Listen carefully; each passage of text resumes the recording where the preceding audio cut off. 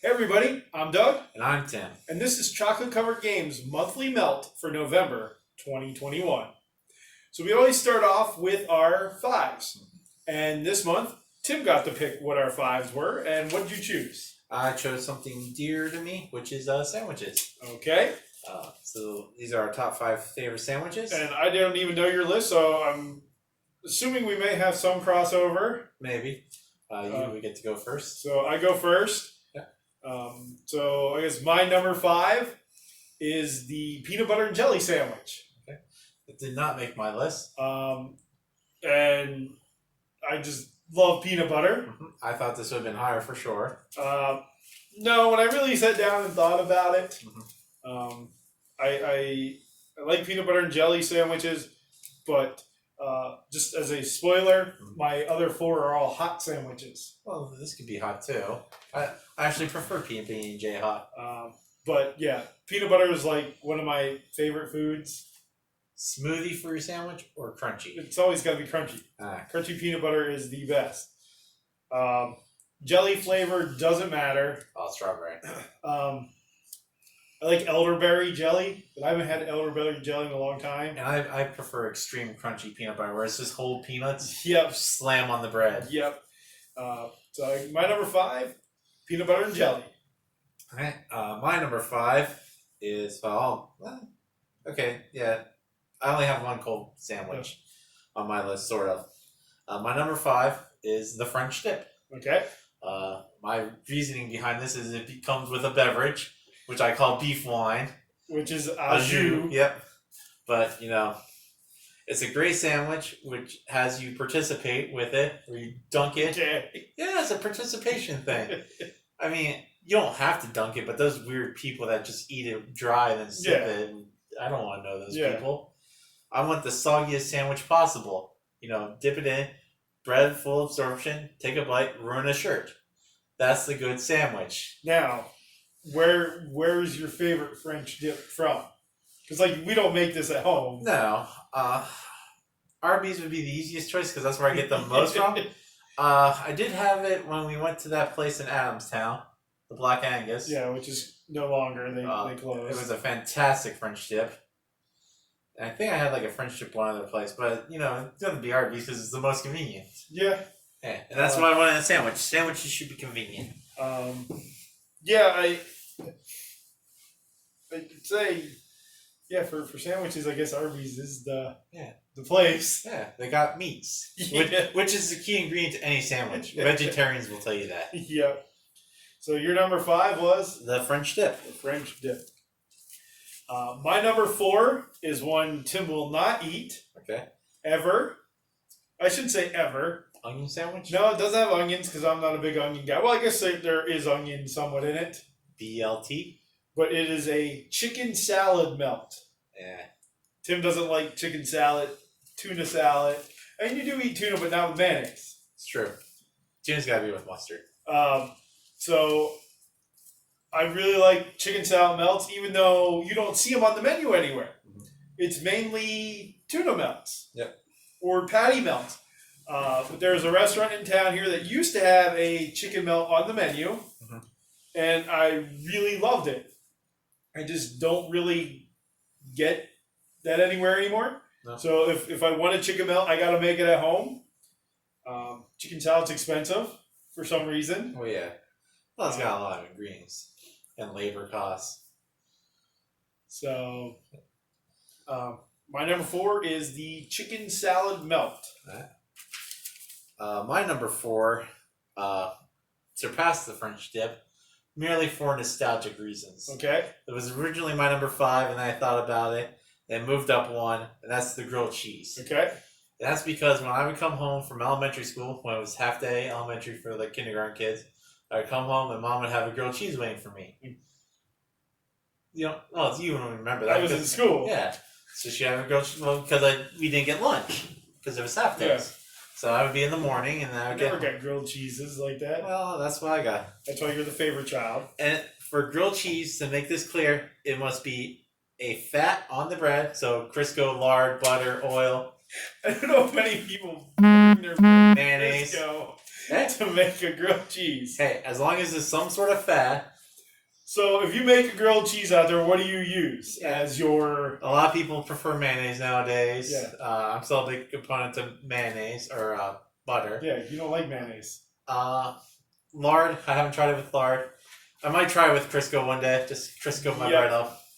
And then bread. And here's the really tricky part for a grilled cheese. Cheese. Nothing else. So what kind of cheese? Or doesn't it matter? Most processed. It's got to be the fakest, most processed cheese. It's a grilled cheese. I'm not going high end. I'm not going like artisanal mountains. Gouda? No Gouda? No, I'm not going like feta, smoked goat cheese from like the Himalayas. No, it's a grilled cheese. I'm going with something that I have to open in plastic. Blue cheese? Slap it on there. You know, it sort of melts at room temperature anyways. And then eat it. I don't know if I'd eat a blue cheese grilled cheese sandwich. But it's got to be just cheese, bread, and a fat.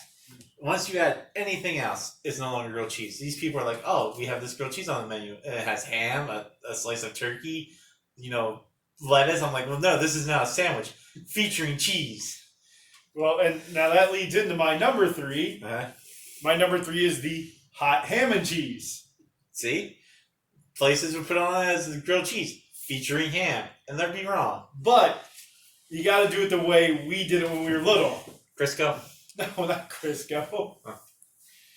We did it where it was the hamburger bun with the ham and cheese, and you put it in the oven. Yeah. Well, we just had that today at my work. We made the kids hot ham and cheese. Yeah, they all hated it. Hot ham and cheese. Oh, that's a comfort sandwich. Yeah. Here's a fun fact that people have been following this. I cook at an elementary school. Today was hot ham and cheese day. Most of the kids taking pb&j. I made like 200 and some, and we still had like 70 left. See, I love. Now, was it bread or buns? Hamburger buns. Yeah. That is the way you do a hot hamburger bun. Cheese. 2 pieces of ham, a piece of cheese in the oven. It melts. It gets everywhere. Now, when you were in high school, our parents helped with the marching band boosters, and for one football game a year, the band boosters sold food at the football game. Yes.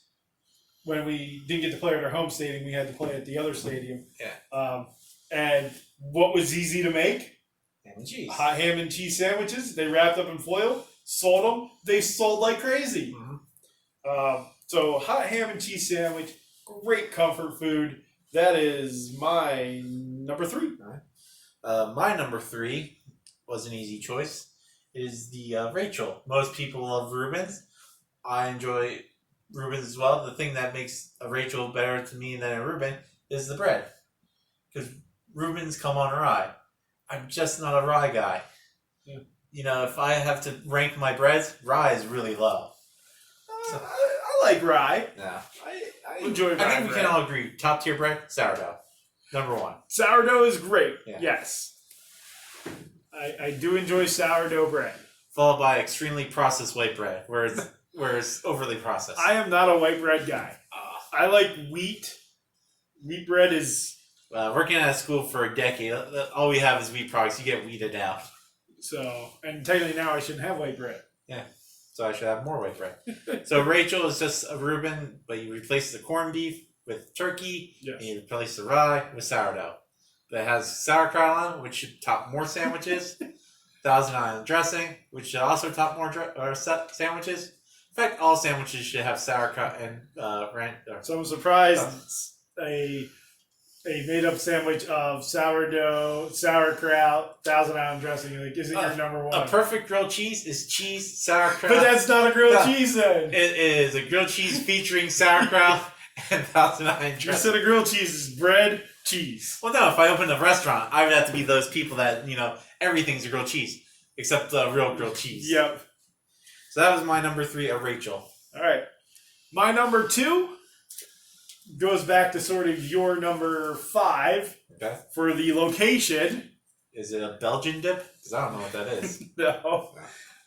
It's a sandwich that you get at Arbys and a roast beef with cheddar. Okay. Yeah. Man, that is my go-to there. I could eat roast beef and cheddars every day. What makes that? Overly processed cheese. No, they use a cheese sauce. which is made from melted overly processed cheese. Overly processed cheese should have been the tagline of our channel. Yeah. Over processed cheese games. Yeah. I guess that could have worked. Yeah. But no, roast beef and cheddar. Oh man, on that roll, the bun that they have, It's got onions on it. Oh, that's what ruins it. Man, that is I think that's the only thing I ever get there. Like, I don't go to Arbys and get chicken. I switch it up on Arbys. I try everything a little bit. No, you almost always get the French dip. Well, no, we got the chicken nuggets last time we tried them. They were okay. Yeah, but I had a beef and cheddar. You had a beef and cheddar. Yeah, roast beef and cheddar, and there, that thin sliced roast beef, though beef and cheddar cold as well, it's just as good. But man, that melted cheese on there, that is the way to do a roast beef and cheddar. Yep. Maybe we'll just become an Arbys channel. We are looking for sponsors. Yep. So that was your number 2, roast beef and cheddar. My number 2 features one of my favorite ingredients besides sauerkraut. Mustard? It does feature mustard, but I was talking pickles. This is my first sandwich that features pickles. Underrated. Maybe we'll have to do our top 5 condiments. Yeah. Sometime. But my number 2 is the Cuban. Yep. I'm talking traditional Cuban.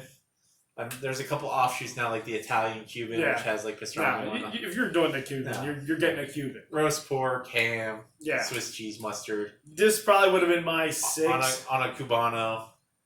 Actually, it probably could have been my 5, but I knew this was on your list, so I decided not to have a crossover. But this would be my 5A. I only ever get this about once a year, and that's at the fair when they used to have a place that had it. Yes. But now they don't have it. No. So now I don't get it anymore, which is very sad. No.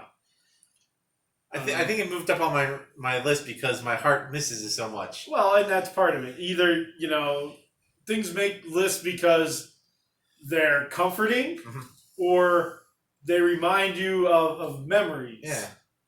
So I just want a sandwich with 2 types of pork on it, slathered in mustard, and pressed firmly. With pickles. Yeah, and cheese. And mustard. It's a grilled cheese, essentially, with 2 types of Apparently it's not a grilled cheese. Grilled cheese is cheese and nothing else, according to you. Well, see, that's good. You're getting it in your head. If I keep saying the opposite, you'll learn. So my number 2 was the Cuban delicious sandwich. All right. And my number 1 is, again, something from our childhood. I know what it is. It's got peanut butter in it. You can see. Well, I can't read from here, but I'm gonna say no. It has no peanut butter. It could. I was gonna say weird. I was gonna say the fluffernutter. No, though you could add this to that sandwich. Okay. And there aren't a lot of people, even in our area, that know this sandwich or have ever had it. Though it is, I would think, a Pennsylvania Dutch thing, and that is ham barbecue. Oh yeah. The thin sliced ham or chopped ham, just thrown in some barbecue sauce, cooked, put that on a bun, a little bit of cheese on top, boom. Yeah. That is... It's a very Pennsylvania Dutch thing. It has to be, because I've made this multiple times for people and they're like, we've never had this. Oh, I made it for work one time when we had a surplus of government ham. And all the kids thought I was daft in the head. Yeah. But man, if you have not had a ham barbecue sandwich, just get chopped ham, put it in the pot, barbecue sauce, heat it up, put it on some bread with a slice of cheese, and it is heaven. It is amazing. You could add pickles to it. I add pickles when I Yeah, you add pickles or relish, but just straight up ham, cheese on that. Oh. What kind of cheese? Is it overly processed? There you go. That's the type for a sandwich. No, you're not using good cheese on a sandwich. I could go pretty much most cheeses. Again, I'm not gonna throw feta or blue cheese, but American, Swiss, Cheese Whiz. Cheese Whiz. Yeah, you can do that. Yeah. Cheese Whiz is good on a sandwich. It's spreadable. It's what makes a cheesesteak great. It's what makes cheese a condiment because it's spreadable. Living in our area, I guess, and I'll spoil this, I know cheesesteak isn't your number 1, but neither of us put cheesesteak on our list, considering it is known, I mean, we're on the outskirts of the Philly the marketing area. We're 2 hours away. Yeah. But but hot ham barbecue sandwiches, try it. And that my number one to round out our list is the only sandwich I have on here that isn't like officially have a name. Yeah. It's well, I mean, ham barbecue isn't official name. It's a ham barbecue sandwich. Like ham and barbecue. Like mine is actually, it's a lemon and bologna sandwich. Yeah. With Swiss. And I figured, people that are watching this might not know what lemon and bologna is. So I actually looked up how they described it. It's a cured, smoked, semi-dried beef sausage. It is amazing. It's like, the closest thing I can describe it to is a slightly firmer summer sausage that people get around the holiday season. Slightly bigger, sliced, and it's very delicious. Yeah, think summer sausage, but bologna size. Yeah, and a lot saltier. It's a very sodium-forward meat. Yeah. But it is amazing. Oh, yeah. And it's one of the few sandwiches where I don't have a heavily processed cheese on it. I did mark Swiss. Yes. Now, what's the condiment? I know what you're... It's mustard. Well, the condiment is mustard and potato chips. Because potato chips are a condiment for sandwiches. Yeah, in this area especially. As long as it's Utz or hers. Yeah. Well, I would go Martin's for this. The kettle cooked. Yeah, Martin's in this area. Because they're the saltiest chip. I want them with my very salty beef. Yep. So, it's essentially a salt sandwich. A salt sandwich, yeah. I could feed it to a horse and a horse would love it. But, yeah, Lebanon bologna in the central Pennsylvania area is huge. And when you drive by the factory, hopefully they're airing out the smokehouses. Which are on top of it. Because, man, oh days. Yep. It smells amazing. And if you're ever in a store and there's somebody that works there, you can tell. And you're like, I need to find that person and just follow them around. Yeah. If it was a pet store, those animals would be going crazy. Oh, yeah. But, so that's our 5 sandwiches. For the month of November? Yep. What are your favorite sandwiches? Do you have a favorite sandwich? I would hope people have a favorite sandwich. I guess if you can't eat bread. Yeah. Is a hot dog a sandwich? Well, yes. I mean, that's one of the arguments. I mean, hamburger could make my list. Yeah. So, sandwich. But, what's your favorite sandwich? Favorite condiment? Do you have a favorite restaurant for sandwiches? That's a big thing. A deli or someplace. But make sure you hit that like button, hit the subscribe. Yep. Give us a thumbs up. Be on the lookout for the other videos for this monthly melt coming out. Yep. And that is our top 5 for November 2021. Stay sweet.